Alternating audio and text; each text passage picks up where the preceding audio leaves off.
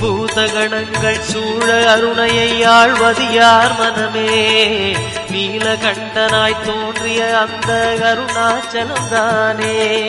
சிவாய நமக, ஓம் சிவாய நமக.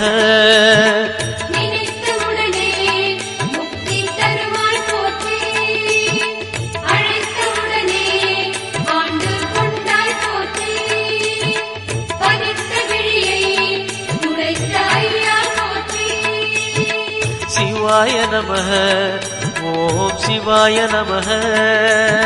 சிவாய நமக, ஓம் சிவாய நமக.